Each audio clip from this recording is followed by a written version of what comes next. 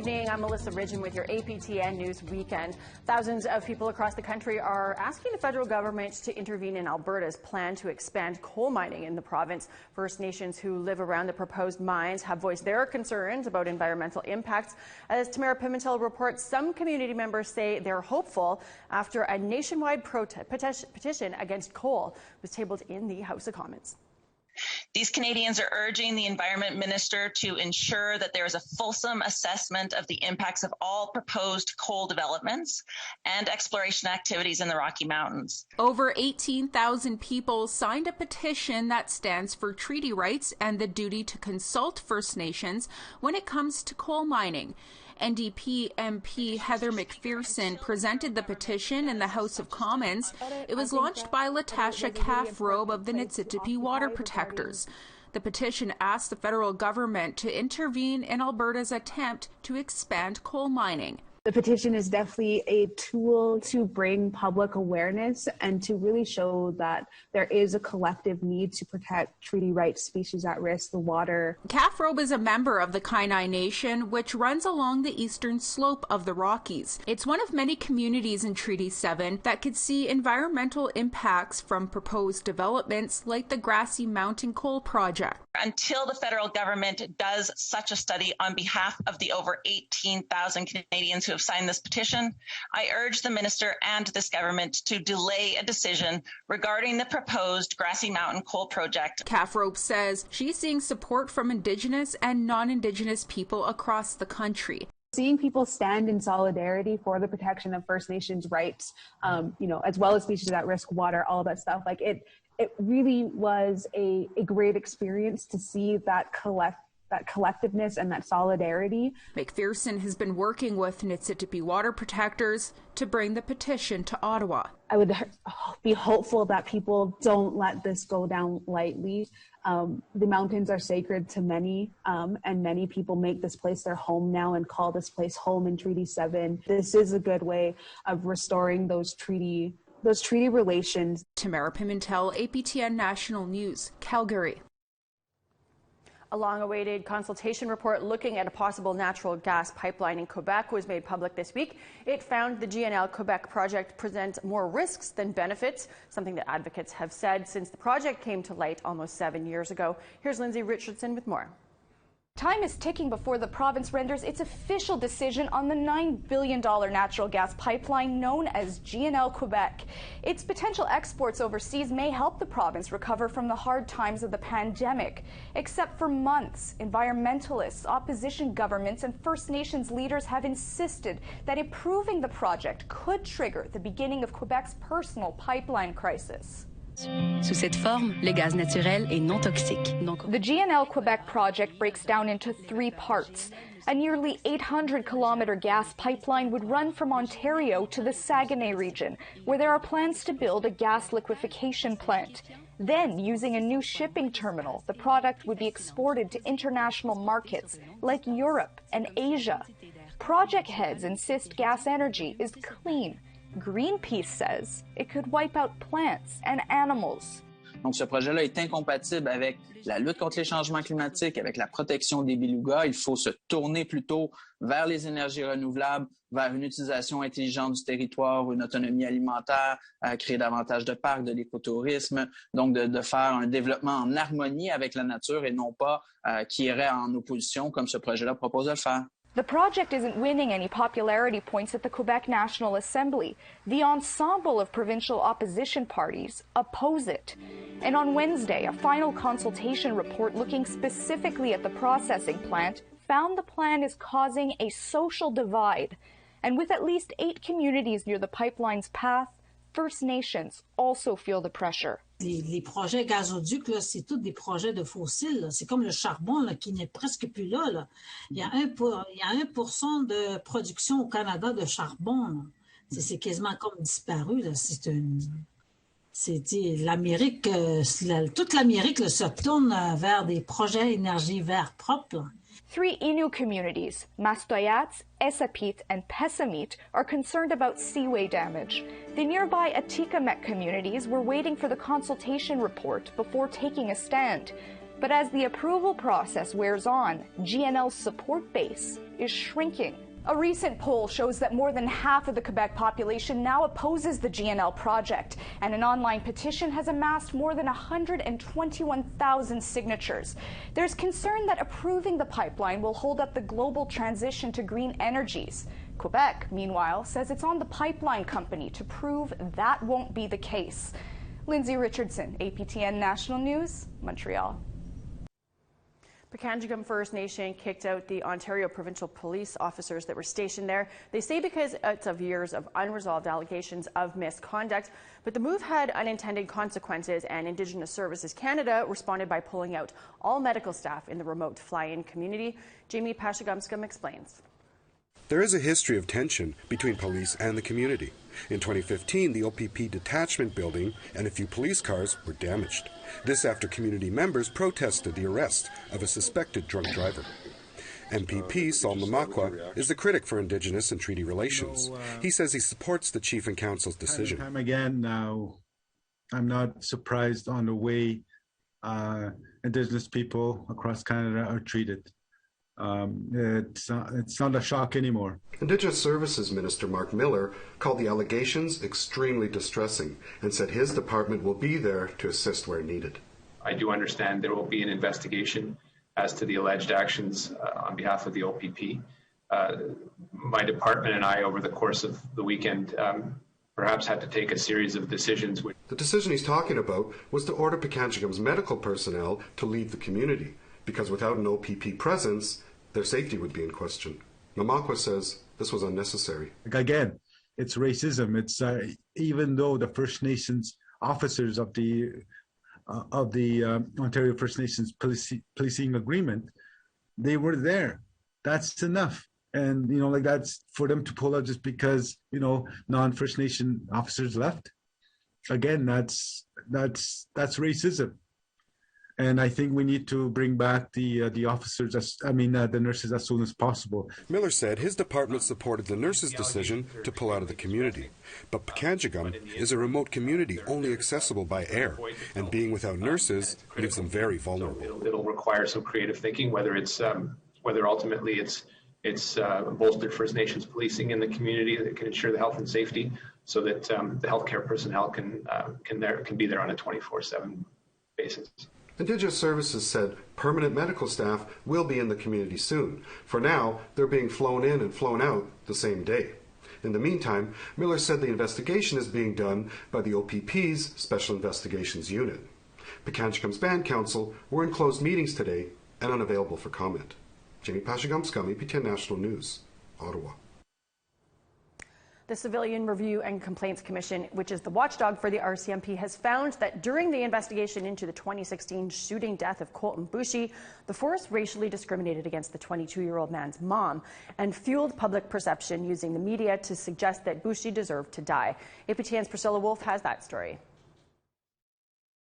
The Civilian Review Complaints Commission report found that the RCMP treated Colten Boushie's mother, Debbie Baptiste, so insensitively when they notified her of her son's death that it amounted in discrimination.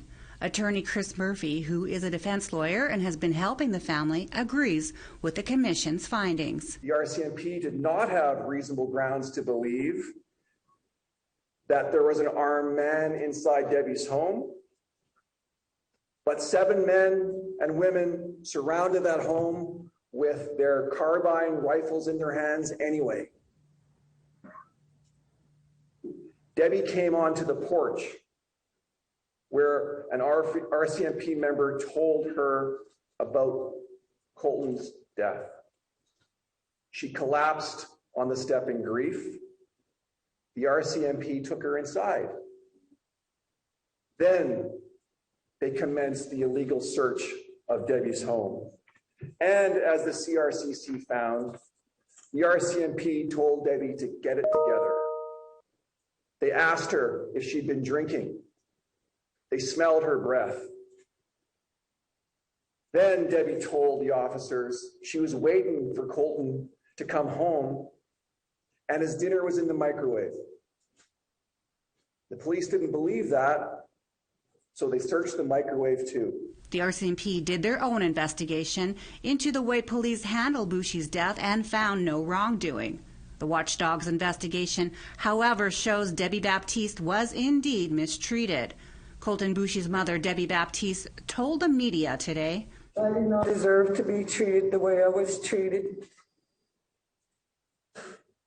And the RCMP to clear themselves on no wrongdoings shows the injustice that continues and where that needs to change." The family's lawyer, ELEANORE SUNCHILD, says she's happy the truth about RCMP handling of the case came to light. We are pleased with that finding of discrimination by the CRCC, but systemic racism underlies this entire case.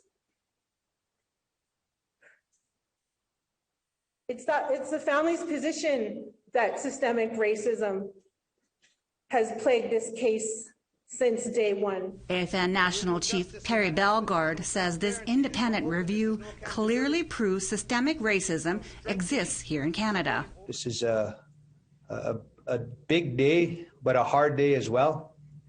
But in the sense that we all continually seek justice for our families right across Canada. And we know the discrimination and racism we face, not only in the justice policing system, there's so much evidence in the healthcare system, in the education system.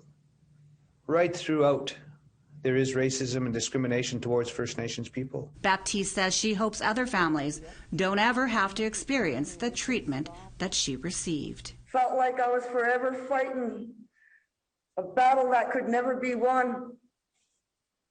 This is the time that we step up now and we tell you the injustice and the racism in the courtroom, the discrimination needs to stop. Things need to change. Priscilla Wolf, APTN National News, Saskatoon. We need to take a break, but when we come back, a band counselor fights the band office to get his job back, and he wins. Stay with us.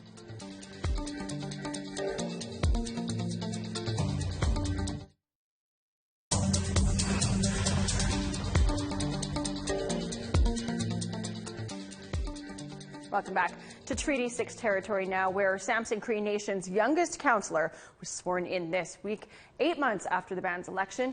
Why the delay? Chris Stewart explains. Last August, APTN told the story of SHAY YELLOWBIRD. He ran for council and won. However, he was told there was an appeal against his election. The reason? Samson's electoral law says no band employees are allowed to work during the election campaign. However, YELLOWBIRD signed some checks for members on income assistance the day before the July 28th election. He felt he did nothing wrong. YELLOWBIRD appealed and lost. He then filed for a judicial review. That's why I feel I need to continue to try at least fight this, because, you know, I put my heart and soul into a clean campaign. On March 8th, federal Justice Sebastian Grimond ruled that the original election result is valid. And this week, YELLOWBIRD was sworn in as a councillor. Today was the inauguration. As the youngest councillor for Samson Cree Nation, I'm really ecstatic at the opportunity to be that voice for the next 2 years for the younger generation, the youth. YELLOWBIRD says his priority is working for the youth and giving them a voice. He wants to help improve unemployment, education, and off-reserve support. And I've already been talking to some of the youth who want to get to work with me, so I'm pretty pumped to talk with them, and then we can start brainstorming ideas. Lucy Johnson is a court advocate. She helped YELLOWBIRD find a lawyer for the judicial review and throughout the legal process.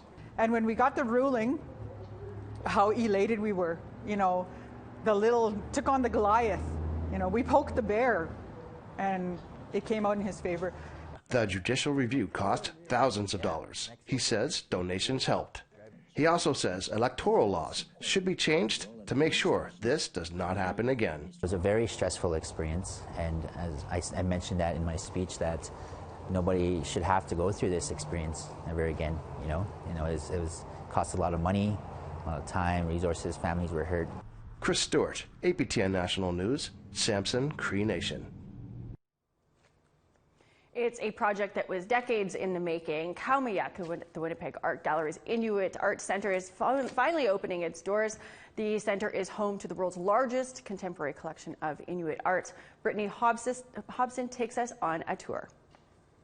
Sounds and visions of the North fill the Winnipeg Art Gallery's newest space, called Kaumiak, or the Inuit Art Centre.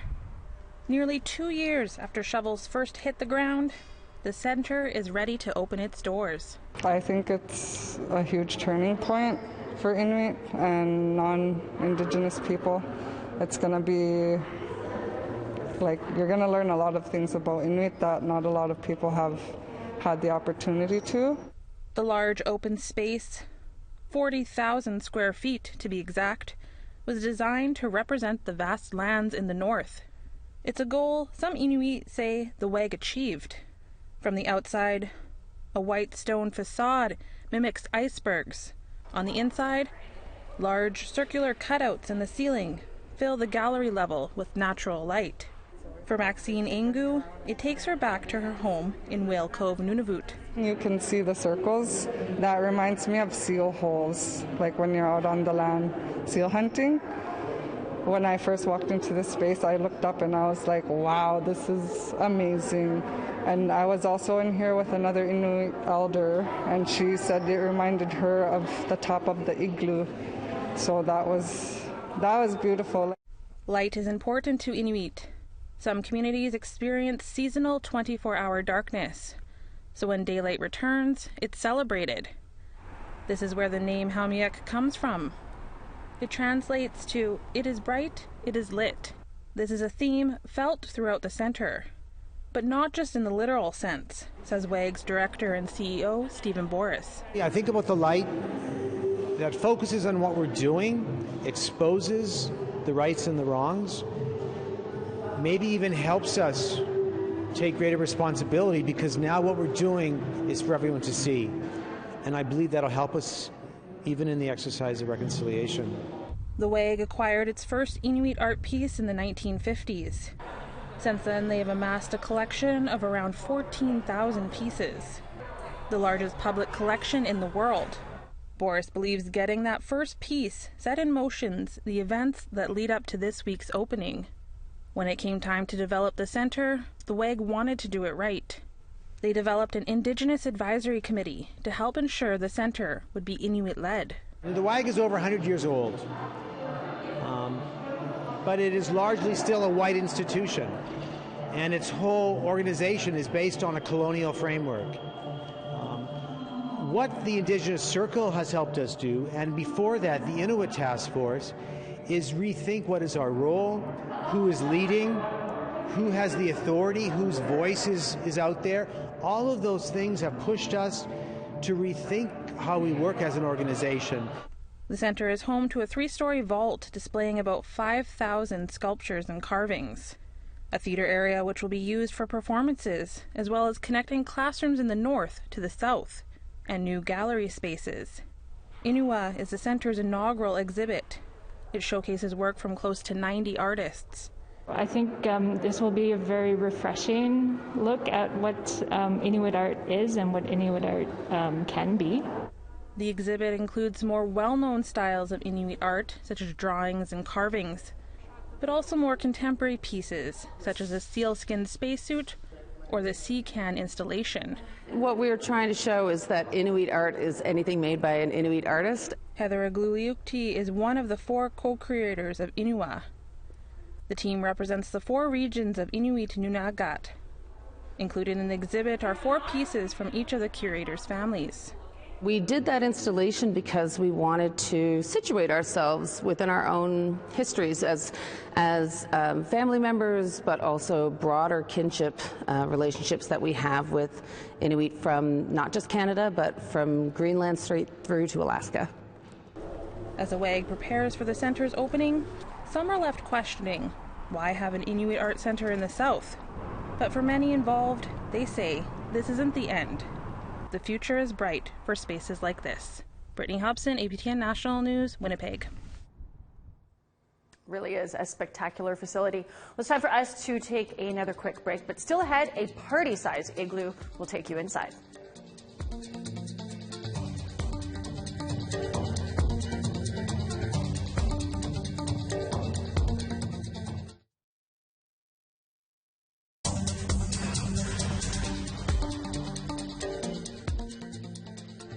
Welcome back. Well, most Canadians know what an igloo is. It's an Inuit snow house. But what happens when you want to have your neighbors over? Well, you're going to need a bigger igloo. Kent Driscoll has this story of what happened when Iqaluit decided to build the biggest igloo in memory. This is a kagiak, an igloo big enough to hold a gathering in. Inuit would build them on the lands when groups would meet to socialize. Iqaluit hasn't seen a kagiak in recent memory. Pikangikum is an Iqaluit-based group with the dream of building a performing arts centre in Nunavut. Nunavut has Canada's largest percentage of artists and is the only province or territory without a dedicated stage. So Pikangikum decided to build a kagiak. I started with Pikangikum around October, and the first question that I asked myself was, have we ever built a traditional kagiak? So the idea stuck in my head, and then I approached Solomon Awa, and I says, is this something that we could do together? And he hesitated, and a week later he says, okay, let's give it a shot. They started on Wednesday last week and only finished the very top Sunday morning. Iqaluit residents dressed for the seasonal -20 conditions and came out in droves. We spent this morning from 8 o'clock till 11, and we were able to put on the last piece, and we were overjoyed. This kagiak covers a lot of ground. It is architecture, engineering, culture, and community, all rolled into one. I think we've all really needed some good news coming out of the winter of the pandemic and the year, and all I wanted to make sure was that people could celebrate life, celebrate Inuit culture, and the fact that bringing awareness to what we really need here. Pikangikum's been advocating for an actual, real performing arts center in Nunavut, and I hope that this helps bring out the issue. For one weekend at least, Iqaluit residents got to see what a kagiak is all about. Built in the hope that it could be followed with an actual year-round performing arts center. For now, that permanent stage remains a dream, but Pikangikum hopes to make the kagiak an annual event. This weekend was evidence. If you build it, they will come. Even though it's only built to last the weekend.